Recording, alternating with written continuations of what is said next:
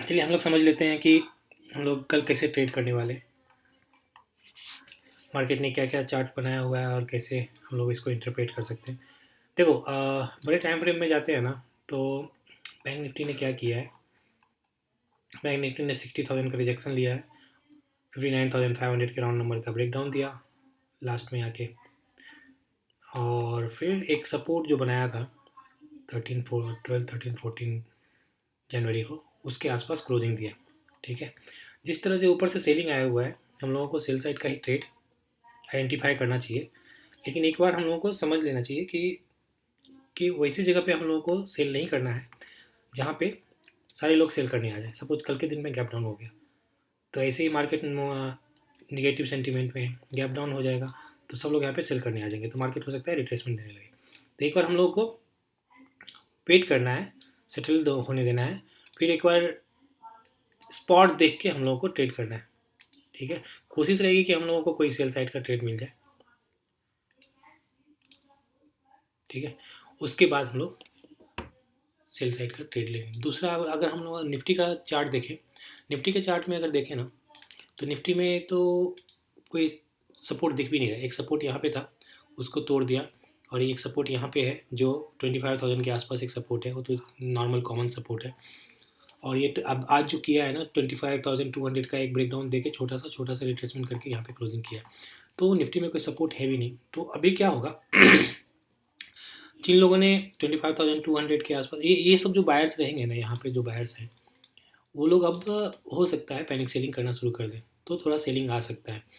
लेकिन सपोज एक gap down हो जाएगा, तो गैप डाउन हो जाएगा तो जो भी यहाँ पे बायर्स रहेंगे वो इमीडिएटली निकलने की कोशिश करेंगे, निकल जाएंगे, ख़त्म, एक मोमेंटम में ख़त्म हो जाएगा। ठीक है, उसके बाद फिर कैसे जाएगा मार्केट नीचे, तो क्या करेगा, हो सकता है पहले जो आएंगे सेलर्स, उनको सेलर्स को पहले निकालेगा धीरे धीरे करके, और जब सेलर्स निकल जाएंगे पूरी तरह से, बायर्स आने के लगेंगे, तो फिर लगेगा, उसके बाद फिर डाउनवर्ड मोमेंटम कर सकता है मार्केट। तो हम लोगों को सोच समझ के एक बार संभल के ट्रेड करना है। देखो सेंसेक्स में भी क्या किया है, 82,000 का एकदम डायरेक्टली सपोर्ट लेके, सपोर्ट के आसपास थोड़ा सा रिट्रेसमेंट दिया, ये सपोर्ट लिया नहीं है लेकिन सपोर्ट के आसपास आके रिट्रेसमेंट देने की कोशिश किया।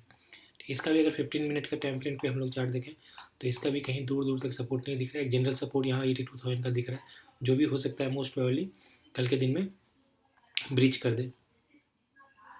ठीक है, तो मार्केट थोड़ा डाउनवर्ड सेंटीमेंट में है, तो हम लोगों को इसी को कंटिन्यू करना चाहिए। हम लोग बाय या कब कर सकते हैं, या फिर कभी हम लोगों को सेलिंग के लिए रुकना पड़ेगा, अगर सपोज बड़ा गैप डाउन गैप अप हो गया, बड़ा गैप अप हो जाता है ना, सपोज यहाँ पे कहीं पे गैप अप हो गया, ठीक है, और यहाँ पे गैप अप होकर एक बार ऊपर जाने लगता है, तो फिर हम लोगों को रुक जाना चाहिए, क्योंकि हर एक इंडिसेज में ना कुछ ना कुछ यहाँ पे राउंड नंबर है, तो कुछ अलग अलग तरह का साइकोलॉजी बना के हो सकता है कुछ, जैसे यहाँ पे अगर गैप अप हो गया और 83,000 के आसपास पहुँचने लगा, तो ये एक साइकोलॉजी बनाएगा अलग। फिर देखो यहाँ पे सेम, यहाँ पे अपना निफ्टी का है, निफ्टी में देखो 25,500 का एक लेवल है, सपोज यहाँ पे गैप अप देखे और ऊपर जाने लगा। या फिर बैंक निफ्टी में देखें, तो बैंक निफ्टी में 59,500 का है, सपोज यहाँ पे गैप अप देखे और यहाँ पे इसके आसपास पहुँच गया, तो फिर अलग तरह का साइकोलॉजी बना, तो फिर हम लोगों को वेट करना पड़ेगा। वैसे भी हम लोगों का 2-3 दिन से नुकसान, 3 दिन से तो नुकसान ही चल रहा है, तो हम लोग कल के दिन में बहुत अच्छी तरह से संभल के, सेटअप मिलेगा तो ये हम लोग ट्रेड करेंगे आराम से, सेटअप नहीं मिलेगा तब तक हम लोग वेट करेंगे सेटअप मिलने का।